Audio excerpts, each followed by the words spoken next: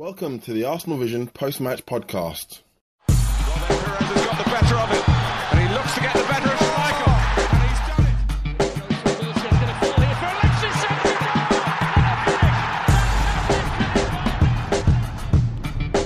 Henry, chance.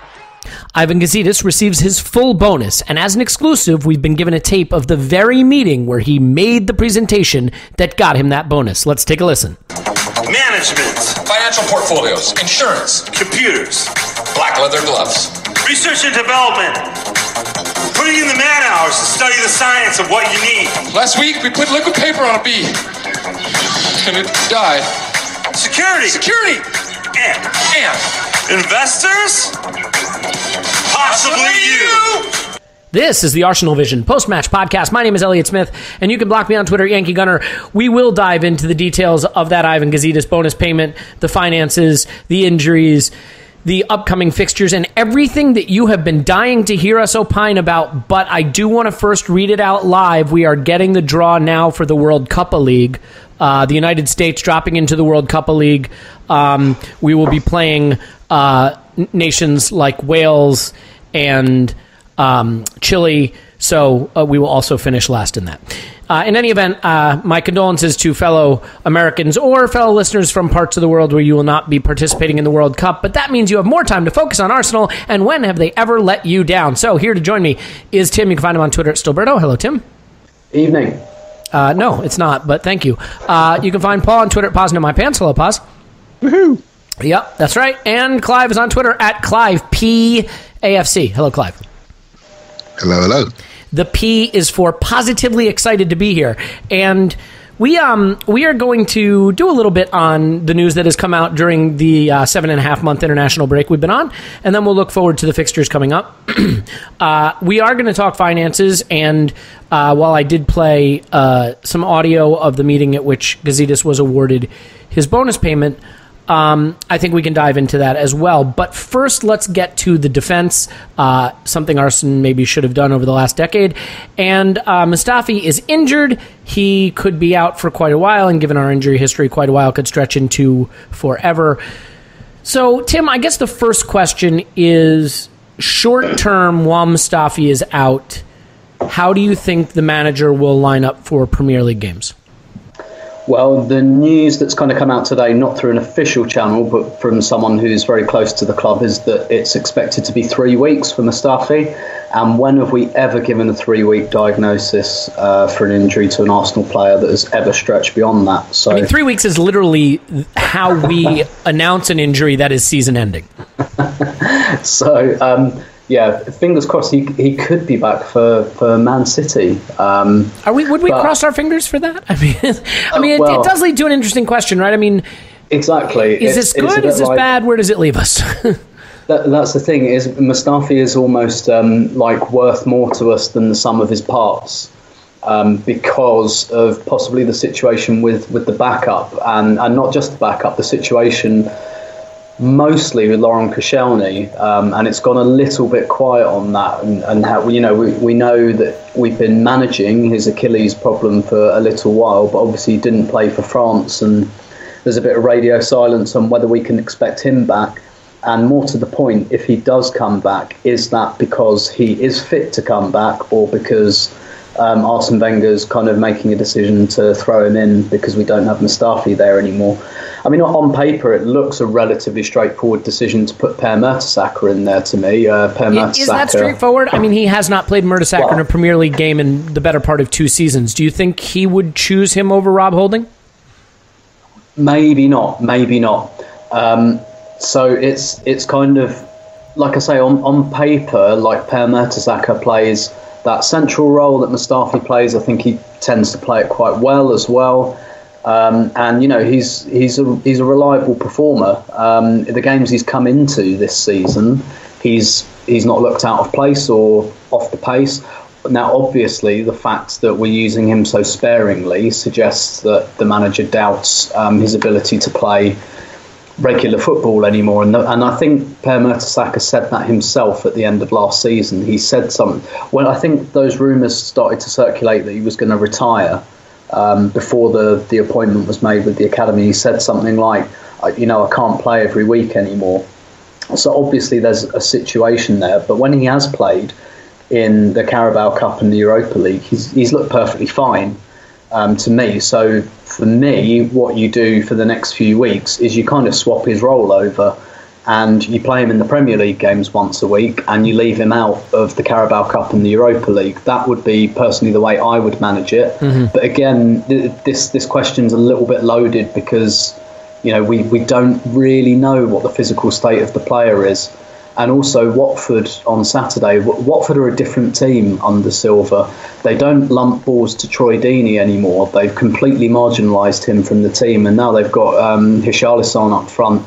They've got pace, basically, and they've got movement up there, which is why, one of the reasons they're doing so much better. And they're scoring quite a lot of late goals as well because they can stretch defences. So, maybe a year ago, this would have been a more ideal kind of game for Mertesacker than it is now. Marking someone like Troy Deeney probably is more suited to his skill set than someone like Richarlison. But then again, Richarlison looks to get into the channels, and that wouldn't really be Pear's area. That would be for Nacho Monreal and Laurent Koscielny. So, I mean, personally, I'd just bite the bullet and play Pear, and then leave him on the massage table for the Europa League and the Carabao Cup. Also, we don't know what the situation really is with the fitness of Callum Chambers either. But I tend to suspect what will probably happen is he'll play Rob Holding, and he'll try and patch up Laurent Koscielny and put him into that central role. Yeah. See, I think he will do that, and that terrifies me. So, Paul, I guess the question is, I think all of us have a great deal of respect for Mertesacker, and we think if he has it left in the tank to play in the Premier League, we would trust him to be the central most defender of the three. But if that isn't the case, and if the manager feels he has to go with Holding, how nervous are you about Holding coming into this team, which has just started to sort of kind of right the ship defensively? I mean, we were on quite a little run there without conceding. Do you think that this is sort of the absolute worst possible time for him to be brought back in? Well, no, we could definitely come up with scenarios that are worse.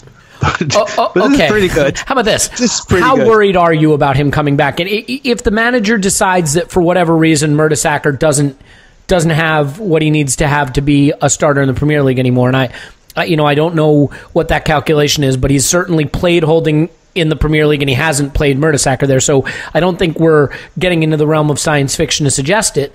I mean, how nervous are you about Holding? Well, I'm not bulletproof on it, but I guess the positives would be if it's Mertesacker, then Mertesacker will tell Holding what to do. He'll communicate well, etc., etc. Won't be our fastest back line if we have the three of those guys, so there could be some pressure over Holding's wing.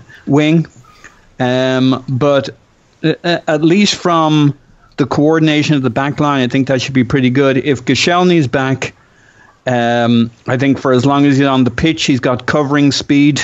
Assuming he'll play in the middle of the three, then I think Holding and him know each other pretty well at this stage, so that could work out okay. So I'm not sure whether to be super worried. Let me ask you a question. It's kind of the format here. So I think, look, there is this presumption that the guy who stands in the middle of the back three is the captain of the defense, and I get that. But to some extent, he is also the most protected. The channels are where we tend to get hurt. Those are the areas that players like to run into. The central center back, sort of like David Luiz at Chelsea, seems to be more tasked with receiving the ball off the other defenders, carrying it forward a little more, giving it to the midfield, giving it to Xhaka, that sort of thing, or breaking the lines. Holding can step up and he can pass, and he's not totally immobile. He's reasonably well built physically, but I worry that actually in those wider center back positions, those are the ones that expose you to the greater risk, and perhaps that's why Mustafi was played centrally and Koscielny was trusted to be on the side of him. I mean, is there an argument that if we have to bring Holding in, that you put Nacho on one side of him and Koscielny on the other and say, look, just, occupy a safe space just in front of the penalty area, give the ball to Xhaka, and and do your best work? I mean, as opposed to potentially taking up what might arguably be a riskier position on either side? Absolutely not. I think the central centre-back is the guy, he's the reference point, whether he's loud or quiet, whether he waves his arms or not. He's the guy the other guys key off, and I don't think you do that to Holding anyway. Not yet. I mean, he's got more responsibility, I agree, to organize the defense, but he doesn't necessarily face the same threat in sort of one-on-one situations and in terms of actual active defending.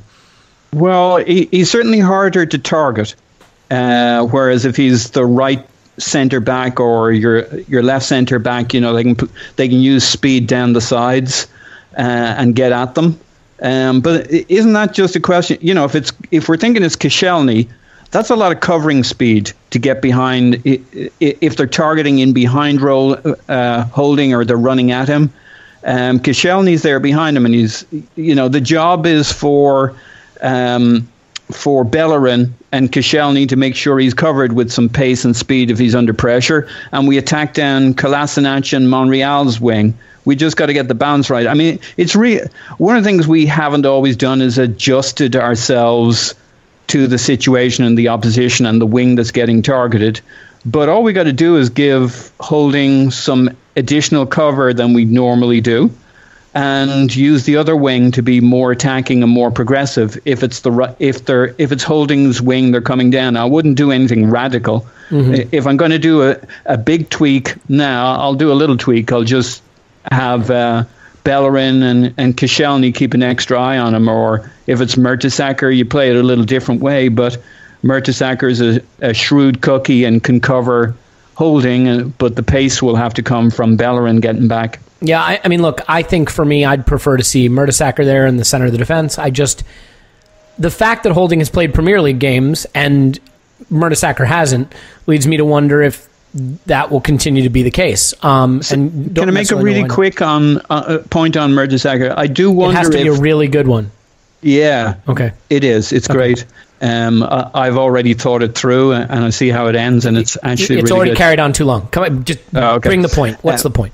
I do wonder if, just like us, for a couple of years, the manager was somewhat tortured by Per's lack of pace and the fact that we as a club play a high line, mm-hmm. and he's not ideally suited to that. But you can't drop your captain or your most important kind of player in the defence. And now that he's got him out, it's not that he doesn't rate his abilities, he's just reluctant to put him back in. Because you get those issues. But I really think if he wanted to do this earlier, then he got the chance to do it, and now that he's out, he has moved on. Yeah, I mean, the fact is he's in the team, and we did sell Gabriel, and Chambers doesn't seem to be in line to play at all, so he's got to play. Yeah.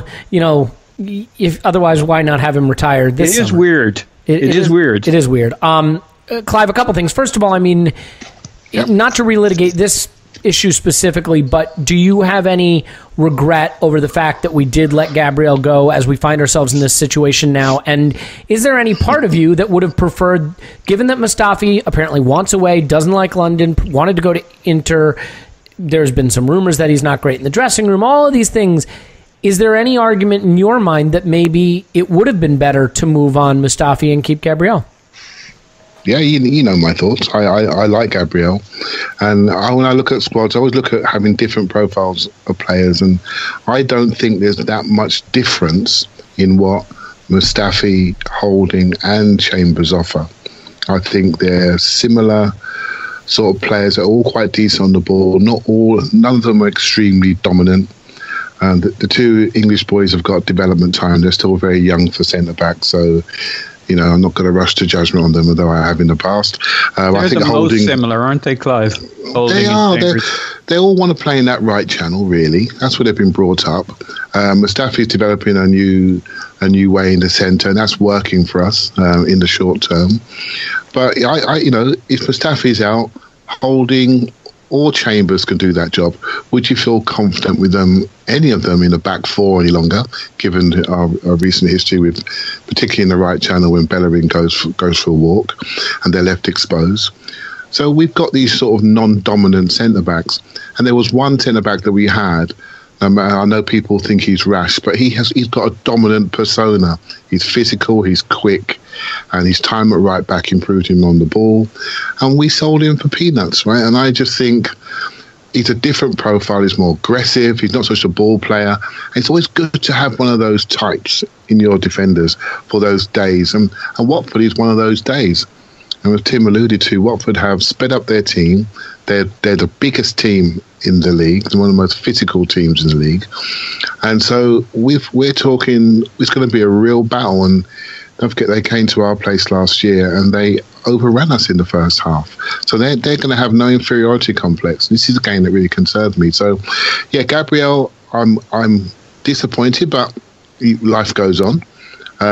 Chambers, I'm pleased what's happened.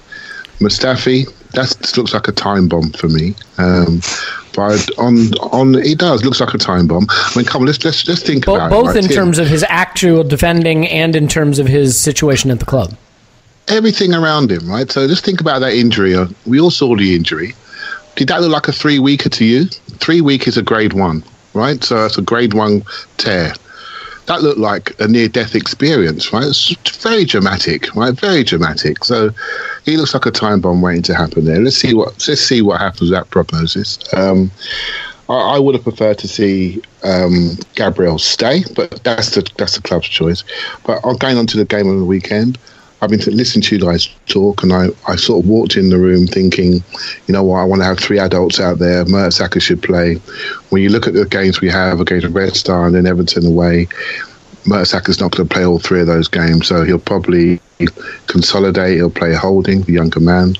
I think that allows us to compress the space slightly in midfield against an athletic, fast team, which I think that's what we're going to need to do. So that's how I see the weekend going. And yeah, it's a shame about Gabriel, but life moves on. Yeah, I guess then the question becomes, and we've discussed this before, but the manager seems to want to play a back 3 now, and he wants to play a back 3 in every game, and that's the system that the first team plays, and it's going to play that way in every competition. Yep. In this situation now, and well, I've agreed, but are we at the point now where when we do come to these midweek games, Red Star coming up, Norwich in the Carabao Cup, does he almost have to revert to a back 4 because he cannot risk using first team defenders back there in those games, and we just do not have the personnel to continue with a back 3 now in Europa League and Carabao Cup? I think I like the back 3 because of the positional sense. But can we do it in the games, the rotational games? Can we do it in the... I mean, do we have the personnel? We've already seen how hard it is for us to put a squad out there with a back 3 in the Europa League before Mustafi's injury. I mean, does this really force his hand to play a back 4 in the Europa League and Carabao? It could do. Well, we could also see El Nedi playing the back 3. You know, we saw that pre-season. That could happen. I mean, I do like what he's trying to do there. I do like how it's made us more positionally adept and we have more pitch coverage. Okay, we saw at the start of the season, if you get it wrong, you know, at Anfield with the wrong people on the wrong side of the pitch, it doesn't look great. But I don't think we're playing high quality midweek. So let's see what he does, right? So, but I'm not against it. If we go back 4, it wouldn't bother me either, but I see him sticking with this. We've had a couple of opportunities to move away from it, and he hasn't taken it. Everyone has a view. He doesn't really like this formation, and he's only just playing with it, and he'll go back to what he's always known. I'm not sure I agree with that. Doesn't seem to be the case. Yeah, I've always said it. He said it from start of the season. He wants to move towards this. And I'm not sure I agree. I mean, obviously every week is different. If Koscielny breaks down, let's see what happens, right? So I'll tell you this much. If I have to watch Ainsley Maitland-Niles and Reece Nelson play wing-back that many more times this season, I'm going to take a melon ball out of my eyeballs. Yeah, it's a shame. It is a big shame. But we're getting results. And so until we have a bit of an implode, which is only 1 game away, by the way, let's see how we go. Point. I think that is the one thing that does bother me. We are getting results, but anyone can look at those midweek games we've played and see that system isn't working. You'd hate to think that we're willing to stick with bad process until it's bad result. You know, I mean... Elliot, do you think, though, we forget all the times when we had the back four and people were diving in behind our fullbacks. Of course. They're above. We haven't defended well in 20 years. I'm not trying to suggest that the back four is a panacea. I'm just saying that the personnel, when you build a squad the right way, you fill the squad with the players you need to play the system you anticipate playing. Now, you have some tactical flexibility, but ideally you are built with wingbacks if you're going to play a back three, and with the kind, with two midfielders who can play in a midfield two together and things like that. We're just not built as a back three squad. We're built as a back four squad, and since we've made the switch, I think you can see some of the deficiencies. But Tim, one thing that is interesting, we've mentioned Chambers, and news has just broken. Breaking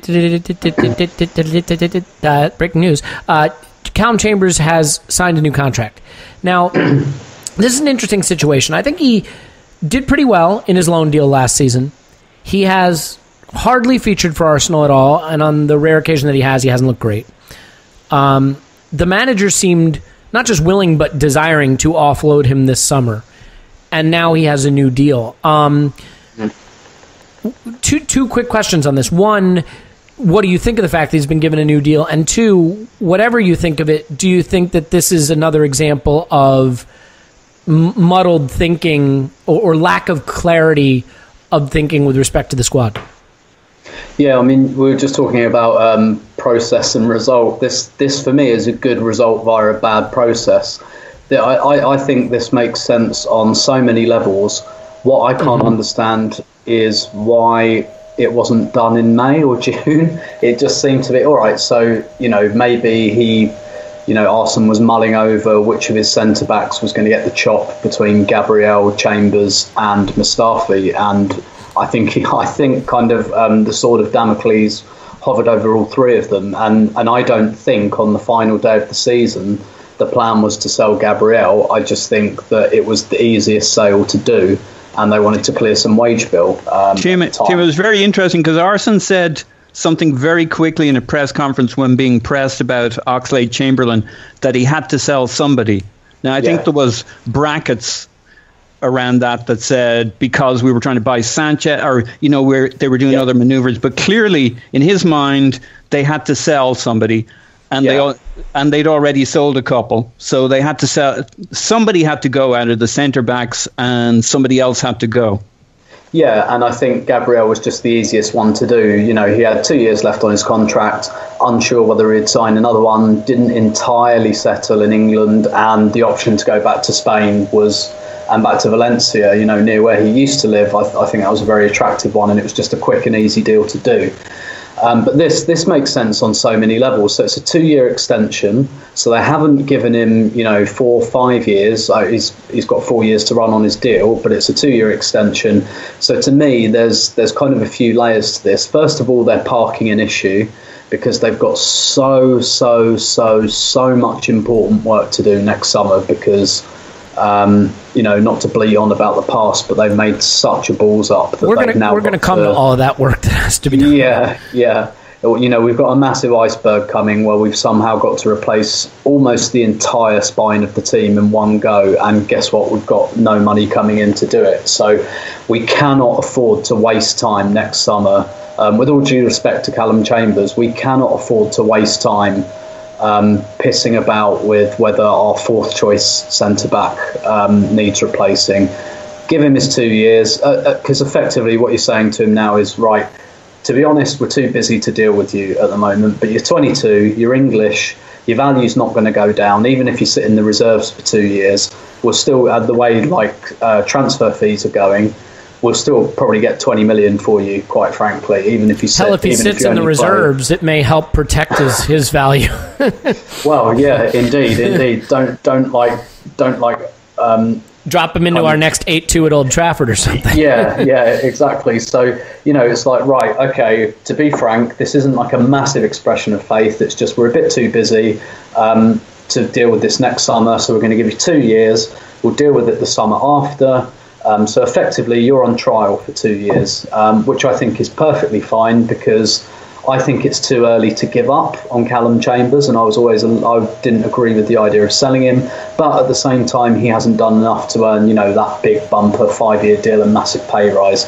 He's probably not got much of a salary bump here, so it's just basically parking a bit of an issue. And then underneath that, there's a few things that are going to happen in that time. Per Mertesacker is going to retire.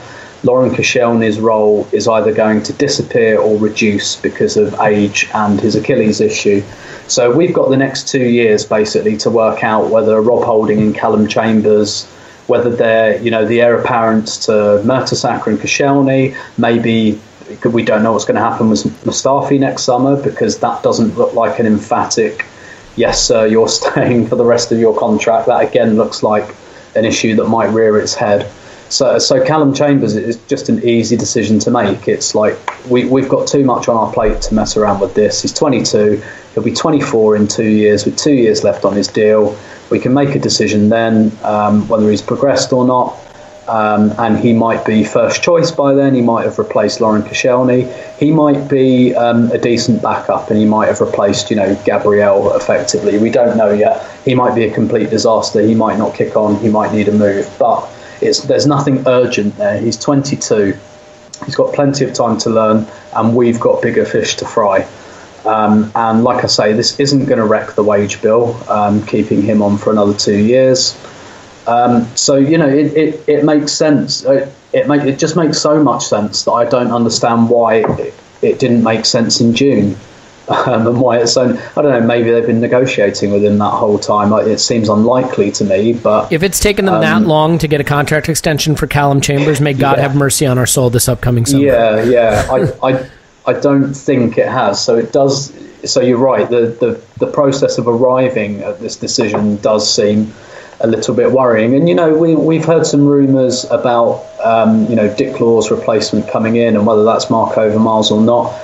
You never know. Maybe there's something going on there. Maybe there's a machination going on where whether it's Mark Overmars or someone else is kind of already looking at things and going, right, look, don't waste time with him. Just get that sorted now. Park that issue. I don't know. That's complete plucked out of the air speculation, but it's just such a sensible, logical decision, which perhaps is a little bit unnerving at Arsenal at the moment.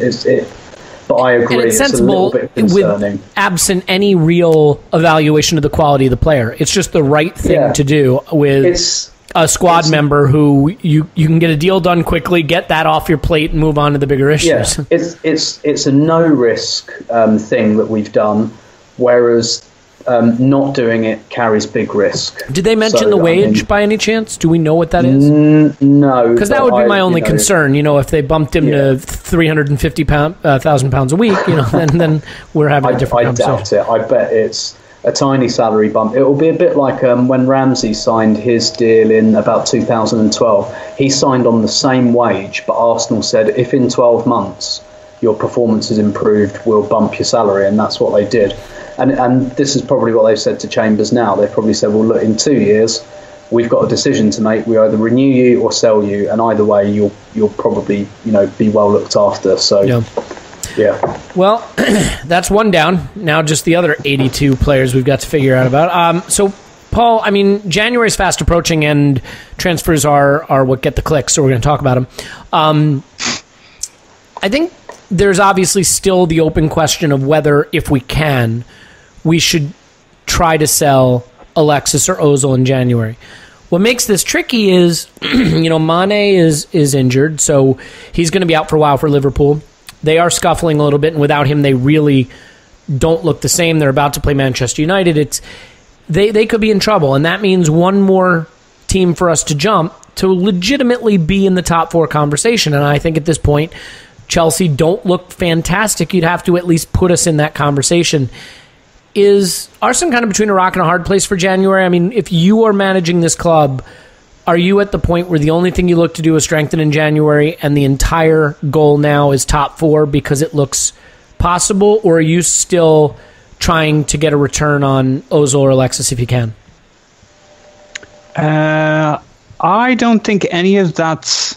I think you're trying to get a result out of Ozil or Alexis. And I think as January comes, a bit like I don't think Chambers and Holding will both prove to be the full deal in a year or two. We'll find one kicked on and one didn't. Probably by the time January comes around, we'll have come to the conclusion that, say, Sanchez is a real asset and has got his head straight, and Ozil not so much, or vice versa. So time will help a lot on this. I suspect at the end of the day, the most important thing, you won't know in January either way in terms of how our season's going to turn out. I mean, a lot can happen in 3 months, so I don't think we'll either be so high up the table or so low down the table. Let's just say the picture paints us as a candidate for a top 4 finish, such that weakening the squad in January wouldn't be advisable if you want to finish in the top 4. Yeah, I don't think he'll sell either of them to weaken the squad. He'll only sell one of them if they're really not particularly helping and they're probably hurting. So, if Sanchez pulls the big sulk after Chile gets kicked out, he decides he's nothing to live with and wants to move on with his life now that he has no World Cup, and he's not helping in the squad, he could go in January. But I don't think he'll go because we're not that arsed about whether he can add something to the rest of our season. Same with Ozil. I think nothing will be decided by January, so I think the manager will want all weapons, all options that are helpful. Yeah. But he might want to lose one that's not being helpful at that time. So if one of them kicks up a fuss. So I think that's the driver. I think it'll be we'll be trying to put the pedal to the metal in January, no matter what the scenario. We'll want to keep what I think we got to do in January is we can't let that window go by without adding, say, a Xhaka or a Kolasinac, one of those signings from out of Germany, guys that aren't on our radar but strengthen our overall squad. Whatever position isn't important. We got a spine. Well, midfielder certainly. Sure. I mean, but you can pick certainly midfield or defense. And for the point that Tim and you have been making, we can't let any windows go by without a signing or two, even if it's not the star signing, even if it's not a top signing. Well, right, because anything we don't get done in January is more we're leaving for the summer, and you can only get so many players in one window anyway. So I definitely see your point. And it's amazing what one signing, I kind of said a little while ago, if you re-up a couple of people's contracts, and get some things sorted out, maybe a Ramsey, Chambers, and one or two others. You make a signing in January, and you have a Kolasinac done by March or April for the following season. There, you got 4 players sorted out. If they're the right players, suddenly the work doesn't seem nearly as daunting. So it's a really important period. We don't have to wait till summer. We could get 3 or 4 players sorted out internally and externally, one in January and one before the window opens, like we did with Podolski, like we did with Kolasinac, like we did with Xhaka. Maybe not a Podolski, though. Maybe. Yeah, maybe not a Podolski. Maybe not someone just like Podolski, although I love him on social media. He was good in that first game against Liverpool. He's got a great left foot. Clive, the big issue, I think, for me, the thing that I can't understand is how poorly we have performed in the transfer market over the past 5, 6, 7 years in targeting bright young talent. Not the 16, 17-year-olds who are £1 million or £500,000. Like what Liverpool did with Suarez, bringing him in from the Eredivisie, right? Or, that kind of a mold. Someone who could develop into one of the best players in the world, a really bright young talent. Maybe the problem has been that we've reached a point where even those guys, those 18, 19-year-old, 20-year-old guys who are in that echelon are now 30, 40, 50 million pounds. I mean, we saw what Anthony Martial cost. But would you say that our biggest failure has been the failure over the past few seasons to take a fairly large flyer, 10, 15, 20 million on a young player? And is that what we really need to do this upcoming summer? Because if the accounts are true and we have 90 or 100 or 110 million pounds to spend or whatever, buying one star isn't going to fix what's broken with us, especially after this year when we lose Alexis and Ozil and so on and so forth. Is the plan now, and has the big failing been buying talented young players who can potentially become the I hate to use the expression, but the world-class players that we'll need? It's a tough one, right? Because the football world has changed, right? So your American player, the Christian Pulisic, whoever his name is, 18. Yeah, 18. We can't buy him Dortmund. Either. Yeah. How much would he cost? 45, 50? How much would he cost? At a minimum? Should we just say 80? I mean, right, he's only a couple of YouTube videos away from being a world star, right? So, and that's the difference. That the market's completely changed. So what we used to do, getting these 17, 18-year-olds and beating everyone to the punch and really focusing on talent identification, everyone's doing it. And everyone's doing it younger, and everyone's investing more money. They're making sure they pay their mums and dads a lot more money. They're doing immoral agent deals, which we won't do. They're having immoral relationships, which we won't have in case those deals get investigated further down the road. Because Arsenal are built on values, right? And those values are some of the reasons why we support them. But we're also, those values trap us, and they slow us and they make us hesitant. And us being hesitant means we're being picked off by our competitors. I mean, Martial, for example, Wenger knew all about him, liked him, and Monaco said, well, he's not for sale. 2 minutes later, Manchester United come in with a big checkbook, and suddenly he's in their team. And he goes, I was surprised. I didn't know he was for sale. And we sit here thinking we've got Alexis moaning and shopping in our dressing room, and we're thinking we could do a left-sided forward who can score a few goals, who's a bit powerful, who's good on the dribble, and he's playing for Manchester United, and he's on the bench for 5 of their 6 games, whichever they've had. So it's an issue. I'm not sure what the answer is. I'm not sure if the answer is waiting at Madrid's back door and waiting at Barcelona's back door for their star that doesn't get into their team and make him our star. They expect him to be committed to our team. I'm not sure if that's the answer. I just think we need to be smarter how we buy, but smarter how we sell our club to those players. There is a finite group of world-class players in the world, and teams are hoarding people. They're hoarding players. And so the situation that we have with our squad, maybe a bit top-heavy, other teams do as well. But we've got to be able to sell them a project, and that's where we're failing. We're not selling them a project. We're selling them an aged club with aged people that needs freshening up. So when that project changes, then I think we become incredibly attractive to a number of different players. We probably do need a signing that says, come and play with me. At the moment, our 2 superstars look disgruntled. So maybe the player that's turning out to be the most important player for our future potentially could be Lacazette. He's mid-20s. He's French. There's so much French talent out there. He should be the one. He should be the poster child of the club now and say, come and play with me. Come and play with me. This is where we're going. I think it's a very important transfer, but it's also very important how we promote him, how we sell him, how we use him to create a network with other players. Players are now helping to buy other players. It's like the NBA. You go and play with LeBron James. You go and play with certain players.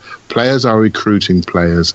I think we need to do that a lot more and not look at aged coaches and expect them to be of the same generation, be able to pull the players that we want to get into our club. And I think we just got to move with the times, and this is where it's going. This is where it's going, and I think what we used to do no longer works because everyone's doing it, and they've got big, deeper pockets, and they're more immoral. And where we need to go now is build around those. You heard me say on Twitter, build around those new pillars that we're buying, and we've got a few in the German league and the French league. Now they need to help us recruit the next layer. So that's why I think we should. That's how I see us going forward. I mean, do you have to lay some blame at the feet? Look, I think every great manager has to have a market that they mine effectively, right? A market of talent. Maybe that's Klopp bringing players from Dortmund with him, or understanding the German market, or maybe it's Conte knowing Italy, or whatever market he know. Again, I'm making this up as I go. It was also with France, but Does Arsene Wenger have to take some criticism for the fact that there is a golden generation of young French talent, and the guy he got from that generation was Yaya Sanogo? I mean, as much as we all love Yaya, I mean, does he own some responsibility for the fact that bastard? I love Yaya, Yeah, I love him, but does he own some responsibility for that? I mean, Martial and Lamar and Mbappe, and we can go on and on and on, and Kondogbia and all these guys. He didn't get any of them. Yeah, he really didn't. And I think that's a massive failing on his behalf. But hold on a minute. He's got a French scout called Gilles Grimondi, and he's still in his job last time I looked. Right? So what's he looking at?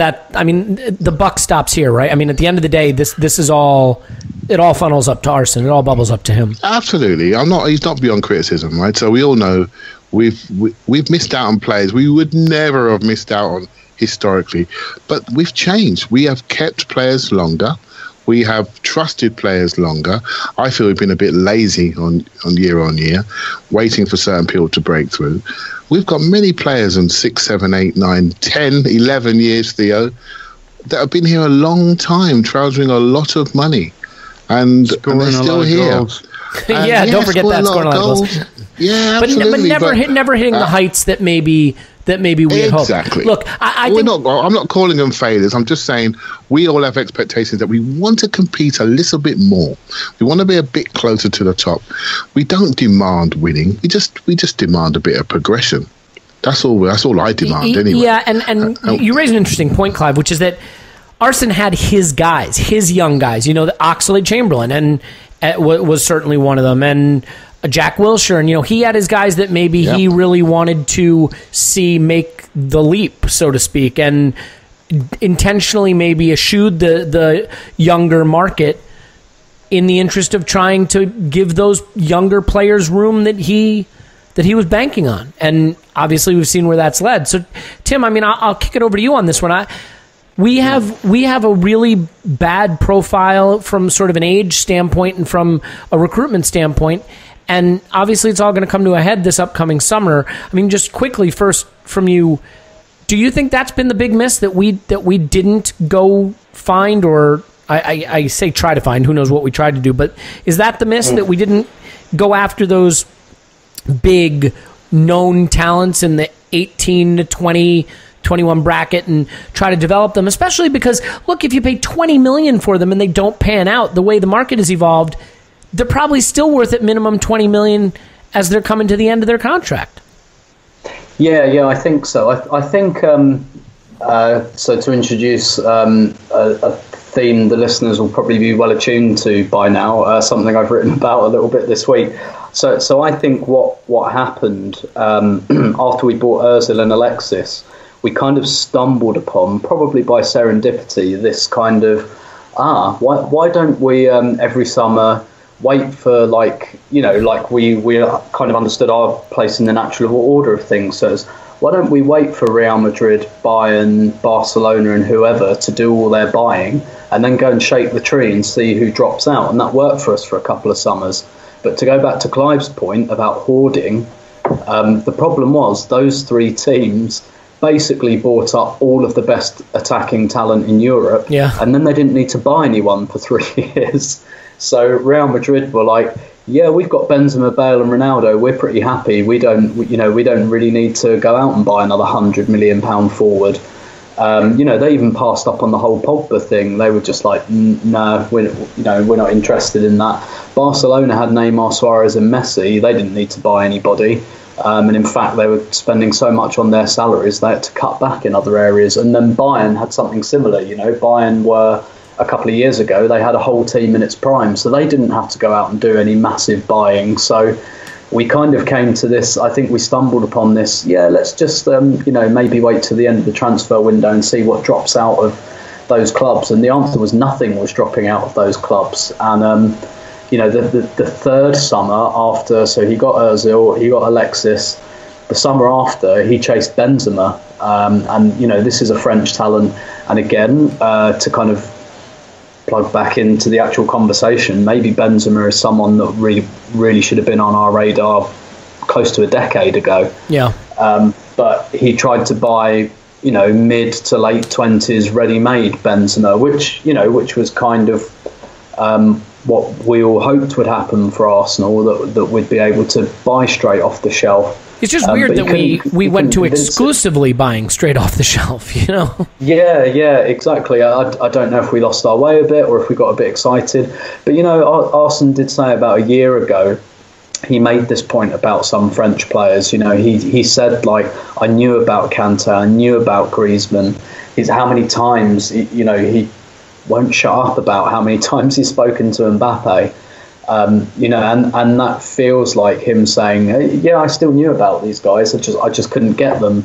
And, you know, you're saying stuff about scouting and stuff like that. He seemed to be hinting that he knew about these players, but someone somewhere let him down. Is it possible, though, that the reason he couldn't get them is, in his mind, you don't pay 25 or 30 million for a young prospect, that the way you buy young prospects is you pay a couple million at most and you develop them? And I mean, that's just not the way it works anymore. And did we misread the money market? I mean, we left the cash in the bank thinking that cash would become our power in the market. The cash devalued because of Brexit and because of the inflation in the market and the TV deal coming into the Premier League, which made English teams a mark for sellers, combined with the fact that had we bought assets with that cash, the assets could have then generated more cash through sales than the cash in the bank did. Yeah, definitely. We've certainly been blindsided by that. And yeah, I think that's a very, very kind of valid criticism. And yeah, I mean, I think the kind of irony is, and again, this is kind of alluding to a theme I've written about this week, Arsenal have kind of come full circle, almost back to Project Youth. So Project Youth, you know, who were the two poster boys of Project Youth? Van Persie and Fabregas. They both left in their prime, and that's what we're getting now. And because we're now in a stage where we've dropped into the Europa League, we've got star players leaving on free transfers, and we've got the Puma and Emirates deals coming up at the end of the season. Arguably, we're back to where we were 10 years ago, where getting into the top four is absolutely critical again, because we're back to the stage of we need that to hook the star players. We need that to get the value that we need to get from our key commercial deals. And it kind of feels like we've gone round in a big circle, where, you know, our two star players are about to leave and we absolutely must, at the expense of everything else, get back in the top four. So when Arsene says, you know, it's not as important nowadays, maybe he's right generally, but for Arsenal, because of the situation we are now in, to me it's as important as ever. It's more important. You know, it's more important because of the Premier League rules related to wages. The best way for you to build your squad is to add revenue, not through the TV deal. And you can only pull in the same amount of revenue every year from ticket sales unless you raise them dramatically. So the best way to improve your revenue is your commercial deals. That's what unlocks your ability to add talent to your squad.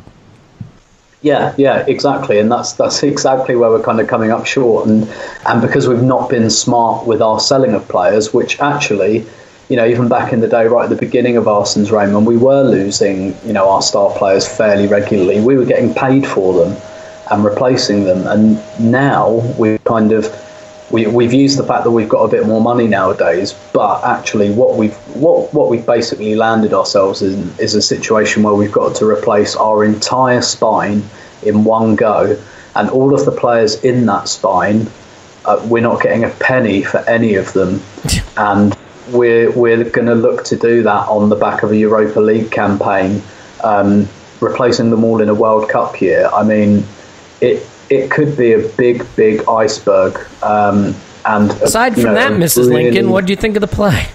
Yeah, exactly. This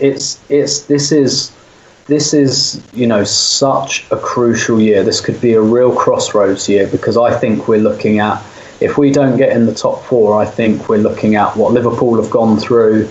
At least a bit of post Ferguson Man United as well, but they've just had the money to spend their way back in. Tim, and there's another bad fact, which is all of this recruitment and all this negotiation and all this work that has to be done is done with a guy at the helm who 1 year later is gone himself. Yeah, So exactly. how do you create any continuity or forward planning when the person in charge of doing that can't even look the new players or any of these new partners in the eye and say, and here's my vision for where we'll be, because he won't be there, presumably. Yeah. I mean, basically, to cut a long story short, it all comes back to the fact we were primed for a new manager this year. Yeah.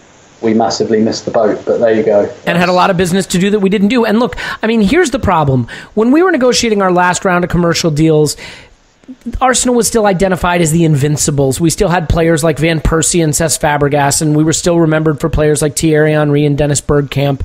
And there were commercial partners that were willing to maybe experience a little bit of a downturn at that time too, understanding that the Emirates move might be a setback, but long term they were investing in a brand that was going to be at the top of world football.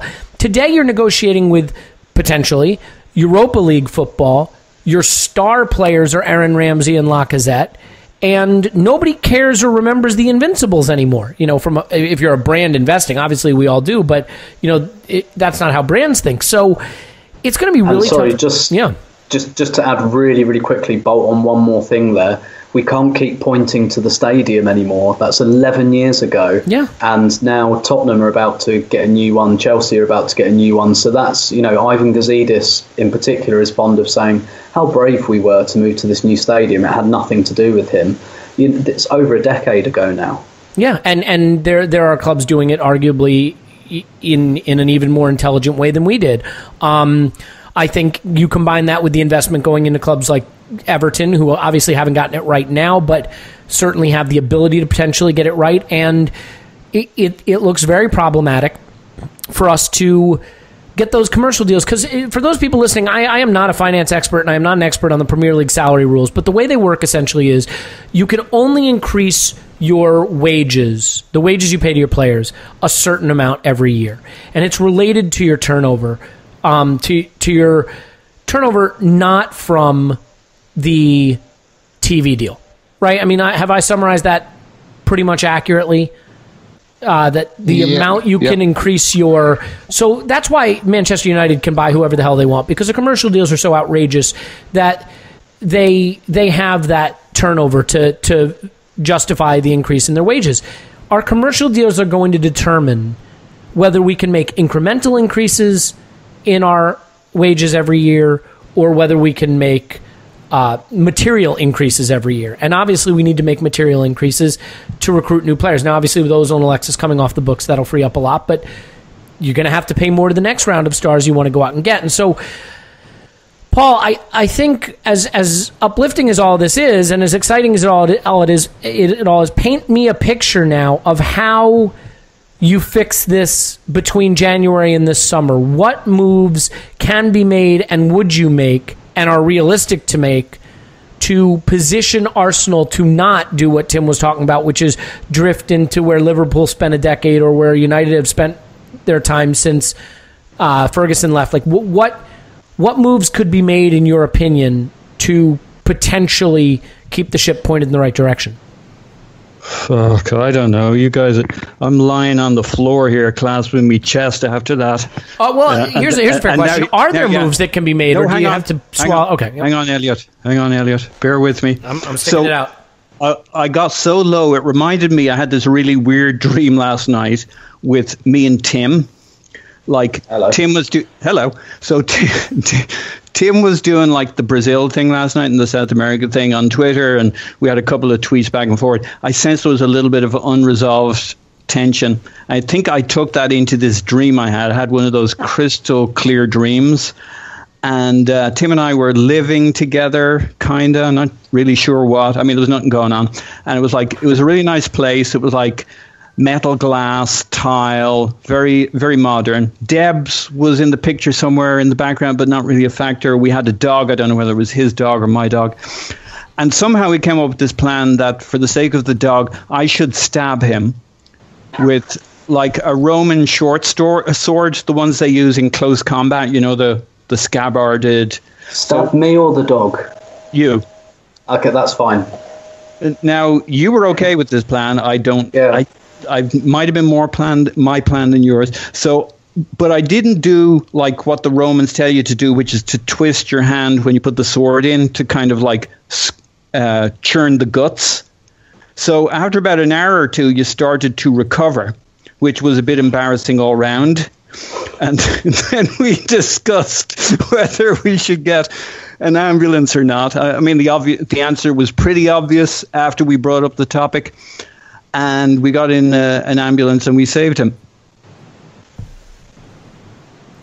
Can I come back in now? Sure. That's all true. I mean, it's not a very good dream. Can Arsenal pull that off?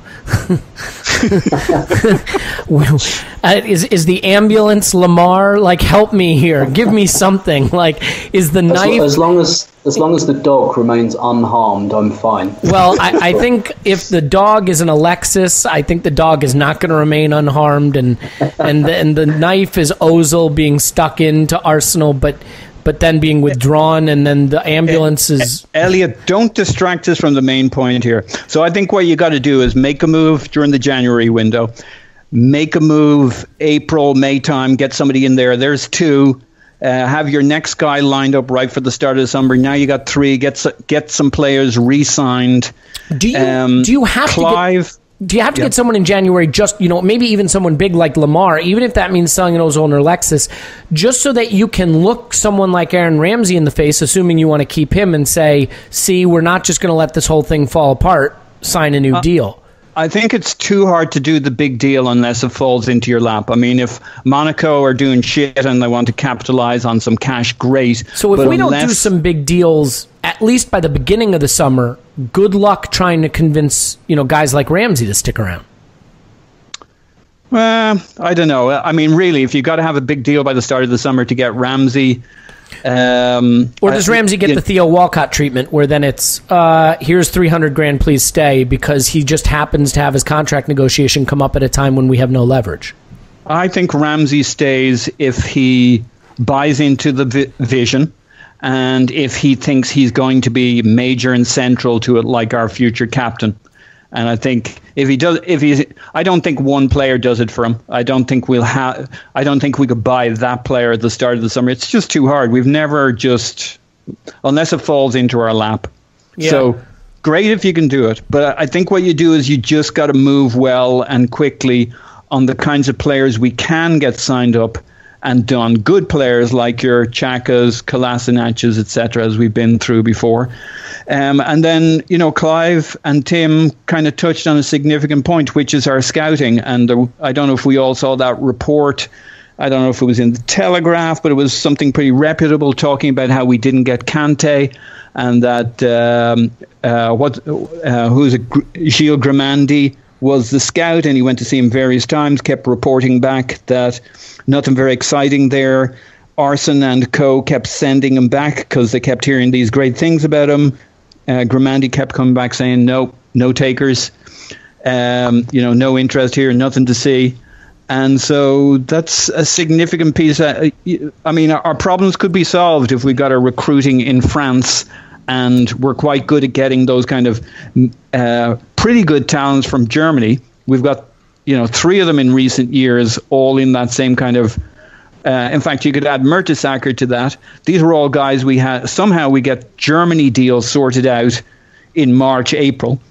But France, we got to get sorted. And if Grimandi ain't doing the business, stick all or find 2 or 3 more scouts and stop chasing around wherever the hell we're chasing around, and roll the dice on France. The talent's there. We have the angles. We have the contacts. What we don't seem to have is the scouting mechanism. It's funny because we've been trying, right? I mean, we acquired this stats company, Stats DNA, and you look at some of the areas where the club has tried to make improvements. One really notable one that we never talk about is injuries.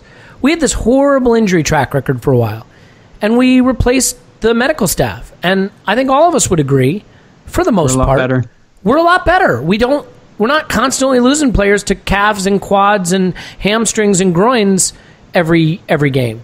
I mean, at least not at Arsenal. We lost Mustafi on international duty. Clive, how worried are you about the fact that we have to do all of this work, that we have to rebuild really the spine of the team, that we have to reshape the team, And the person who's going to decide who these new recruits are and who's going to get the big new contracts is a guy who won't be there to helm that project as it starts to take shape. I mean, how do you put the future of the club in the hands of someone whose own future is not at the club? Well, firstly, you're making a big assumption that he won't be there. Right. Right. No, sorry. I'm talking about 7 years from now when we're in the same situation. Okay. This is obviously Tim's really explained it really well where we are.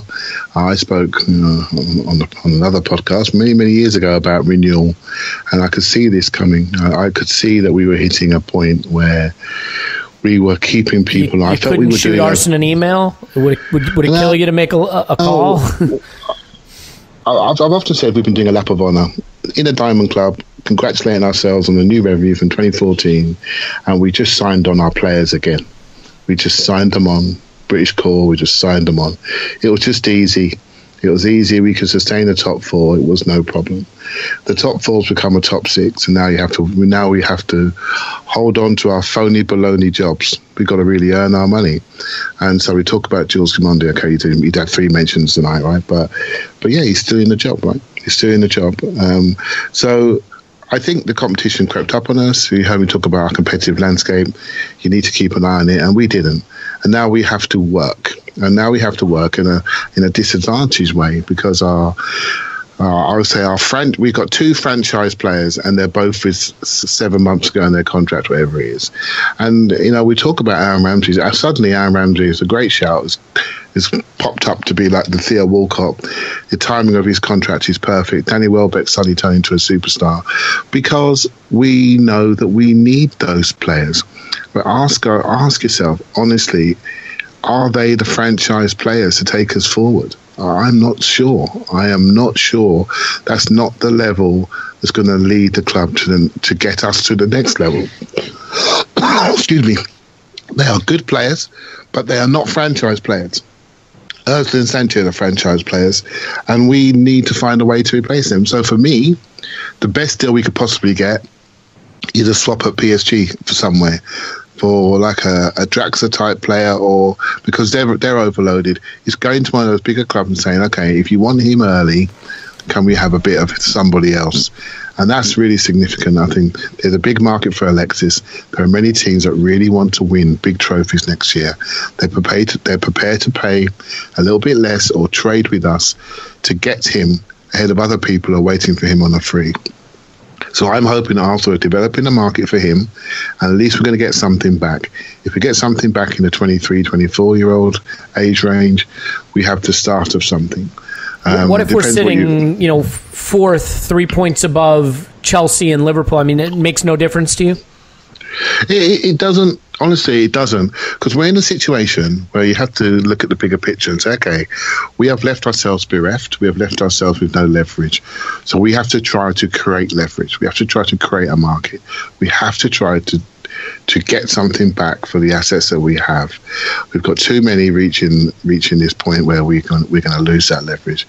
The moment to move the manager was definitely last summer. The contract situation dictated it. For some reason, someone in the club got cold feet. We should have done it then. Some of the players don't believe in the project going forward, so no one signed, or we haven't asked them to sign. So the situation is now we are in a situation where we have to create that leverage. If we get something back, great. We're in a situation where we have no choice. The ages of our key pillar players say we have to rebuild. There is no point about what the league is saying, because there's next year and there's a year after and there's a year after that. If we don't bite the bullet now, we're in a 3-4 year cycle of pain. And that means commercially we are going to be in a much worse situation. Everyone around our near neighbours will settle into their new ground. They will take our place in the marketplace. No problem at all. Not one of us is sitting here saying that Tottenham are worse than us. We're all sort of quietly accepting that they are progressing and moving forward. When their shiny stadium comes, that's going to go again. Their academy is already way ahead of ours.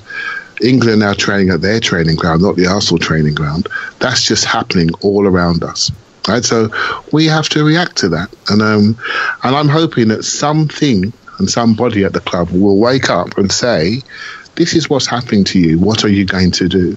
And regardless of a couple of points here and a couple of points there, we need to start the process of really rebuilding the player pool, rebuilding that talent and getting the age right, and regardless of where we are, and then to make sure this Champions League gap lasts no longer than 2 years maximum.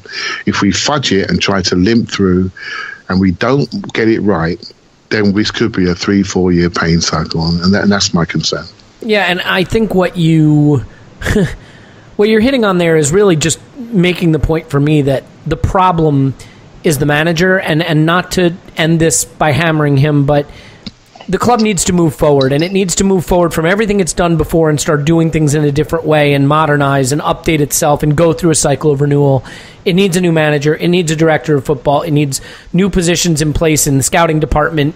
The academy has to be retooled again, unfortunately, because we've decided to give up on the project that we were undertaking with the academy, and that all runs through Arsene, and Arsene will block any change in any of those areas until he is gone as well. So, can I say one more thing, Elliot? I suppose, yeah. On top of all of that, what we really need is new messages from the very top, right? What we need is messages from our owner to say what we stand for.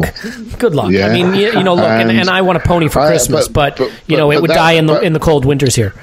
But that's absolutely. I'm only saying. I suppose it's obvious about the manager. It's almost like none of us are mentioning it because we don't want to insult the listener's intelligence, right? But really what we can say is that the manager is only a product of the environment that he's allowed to work in. And that's set by the owner. And he makes sure he's got a strong relationship with the owner and sod everybody else. He doesn't care about anybody else because the owner will not sack him. And that's what needs to change. That person needs to change, or his ambition needs to change. And then once that starts to trickle down, then everything else we desire will start to happen. Look, on the bright side, Ivan Gazidis got a huge bonus, so he's going to be all right. We don't have to worry about him and his well-being. The funny thing is, there's going to be a lot of change at the U.S. men's national team, and it wouldn't surprise me if Gazidis gets a call for that. So things may start to change, not by our own making. Tim, real quick, it's Watford at the weekend. It's Watford away. It's not an easy fixture by any means, but it's one that we'll be looking to keep the momentum going, I suppose you would say. If you had to guess, do you think we will see Ozil and Alexis on the pitch together this time? No. I still think he might leave Ozil on the bench, although I think there may be a decent case for leaving Alexis because of, he played in Sao Paulo the early hours of Wednesday morning and obviously had a very, very disappointing night. We all know how much playing for Chile means to him. So did my wife, by the way. Very disappointing. And we all know how much playing for Chile means to him, and missing a World Cup in his prime, that's going to sting. And I have to say, I haven't been worried about the whole "this is Alexis's last year" thing. I've never been worried about that, but I am a little bit worried about what this might do for him mentally. But then again, I tend to think he's probably the kind of person who's not really capable of moping, and he's always a bit demonstrative. I would say on the bright side, Tim, you could say he doesn't have anything to save himself for come April and May if we're still in the Europa League and we're chasing top four. It's not like he's going to be thinking don't pull a hamstring because of Russia. He might be thinking club success is really all I'm playing for at this point, and shop window. Yeah. So exactly. But whether we play him from the start against Watford, I'm not sure. I don't think we'll see them both together, no. And I tend to think it will be Ozil who will be on the bench. So you think it's Iwobi who comes right back in? Yes, I do. Fresh off getting them in the World Cup. Exactly. He had the opposite experience to Alexis Sanchez, and he came back a little bit earlier as well. I think he was that was last weekend, so he's been back since early this week. So I expect to see him start. Interesting. Paul, prediction, guess? What's the score?